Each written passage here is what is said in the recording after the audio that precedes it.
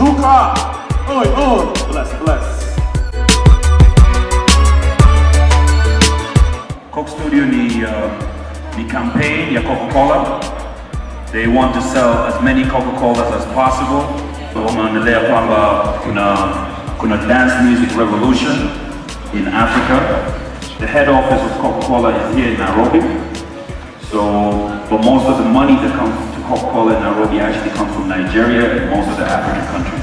So they decided let them put money into pushing forward the dance campaign of the dance music, EDM, electronic dance music that's coming out of Africa. They want to jump on that. The reason why Wapi was chosen is because of Niki Soul. If you look at his YouTube views, you'll find maybe he has 100 and something YouTube views. They're looking for really big YouTube views.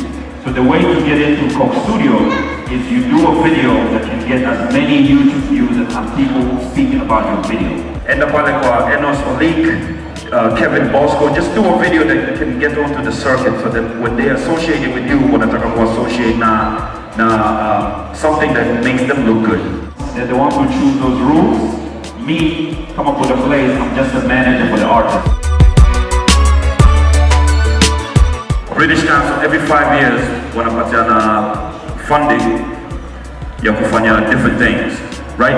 Sometimes they involve in sports, sometimes they involve. British Council is an educational center, cultural and education center. So for 5 years, what we found Wapi. Wapi was an educational project. Unaelewa?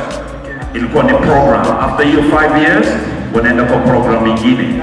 They gave us the funding so that we can have a platform, but they didn't say they're going to fund it forever.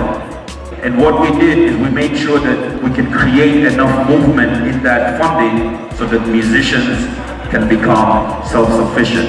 As you can see now, the musicians who are in that project, such as Modoni DQ, do you know Modoni? Modoni now runs the biggest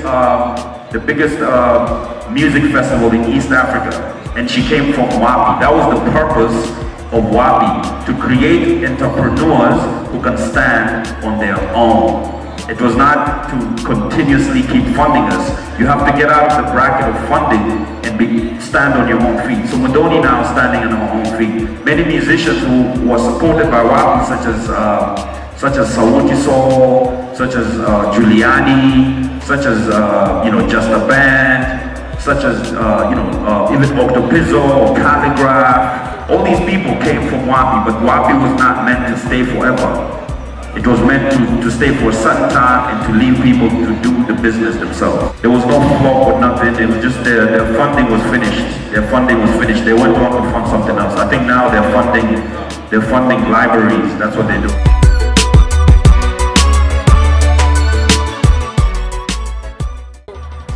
The problem with the Kenyan music industry that we are all facing is that we don't have a policy, a government policy that says all Kenyan radio stations must play 80% of Kenyan music.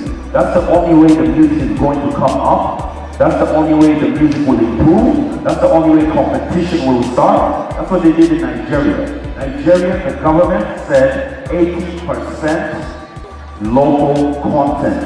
Who remembers P Square? When P Square started, they used to sound like Asha. They used to do imitations of Michael Jackson. But look at them now. Now they're making. I try to book P Square for a show. They're charging $400,000 a show because the government in Nigeria has forced the radio stations to play 80% of Nigerian local content, even film. You can go, you can cry at Citizen, you can cry at Nation, you can cry at Capital, but if the government does not push these radio stations to do this is what is going to change the Kenyan music station. Stop pointing fingers at the radio stations, at the media. They have no power. The power lies with the government. So what you need to do is unite. People of Pamoja, we approach an MP, he should be coming, meeting musicians like this, listening to their views, right? And then take the views of the musicians to the parliament, because the only place that bill can be passed is inside the parliament where the president, Uhuru Kenyatta, has to put a signature on a piece of paper that says every radio station in Kenya has to play 80% local content. Okay?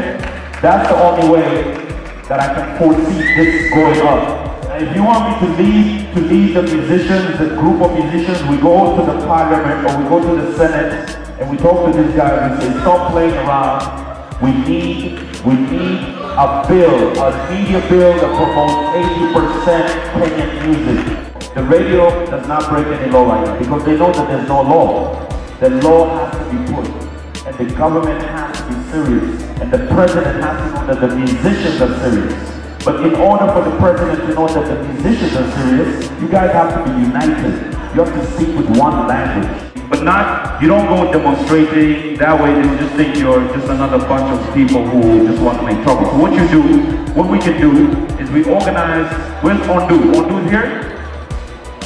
Ondu is organizing something called Hip-Hop Parliament. You come together, you form an association that can actually, you have a leader, an organized association that even when the president looks at it, it's like, these guys are serious. But the discussions also need facts. You need research. How much money is really there in the music industry in Kenya? How much money is getting lost to piracy? Because the government looks at figures. They look at numbers. What are the figures? How much tax can be collected from the Kenyan music industry? How much jobs can be created in the Kenyan music industry? You understand? So we have to do research. That means you need professors, you need students, you need scholars to be able to collect the music information of this country.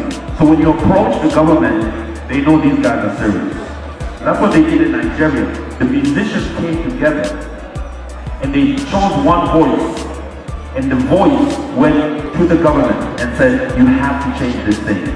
And this is how much money, as you can see, as soon as the Nigerian government changed that whole thing, Nigeria became one of the richest countries in Africa. You saw that, right? The World Bank said Nigeria. Because of the music arts, but you have to demonstrate to the government, how will the government make money from us? Because there's a lot of money. The money gets lost in River Road. The money gets lost on piracy, you know?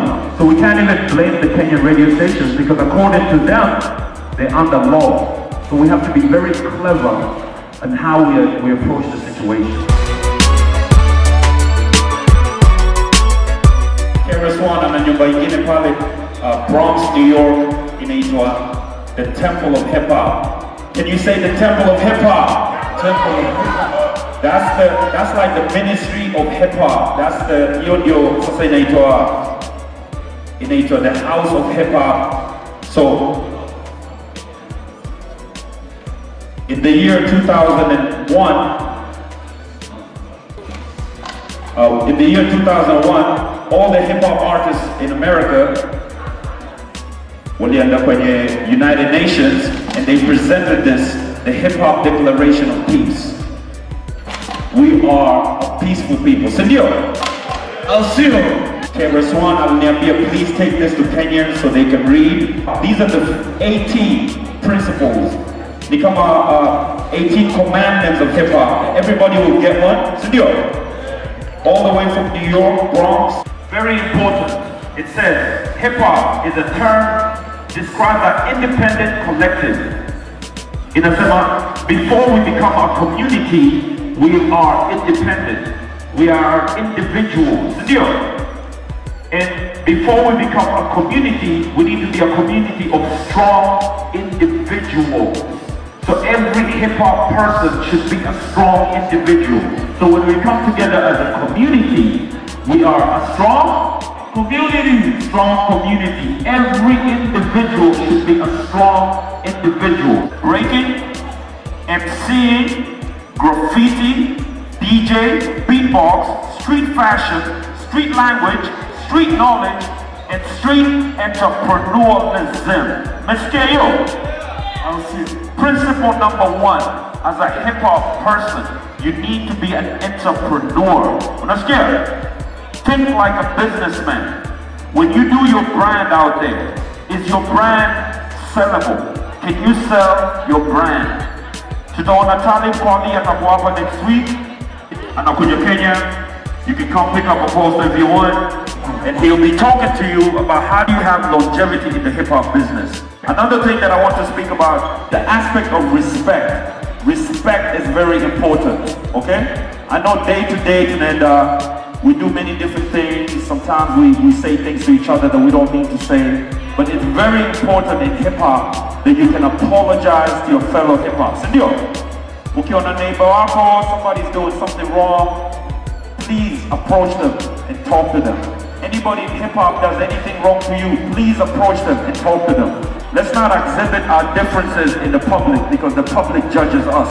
It fails us all, okay? If you have a problem with somebody, approach them. I know my man Ondu, we're forming an elders council of hip-hop heads at the hip-hop parliament. So if you have any issue, you have a problem, if you can articulate it, me personally, if you have anything to ask me, follow me on ITS Buddha Place, find me on my Facebook. If you have any issue, inbox me, I will be able to answer. The industry is tough. We don't have 80% music play on radio, but we will win this. Sindio, pamoja, sindio? That's it. We'll do this together. Slowly, slowly. Au sio? Tuna appreciate sana mtu wangu. Mambo ni kama hivyo, tunasonga mbele. Hip hop, one community. Hip hop, one love. Au sio? Yela yela. Big up Buddha Place. Declaration ndo hiyo. Kama unaweza make copy from your friend, alafu usome na uelewe.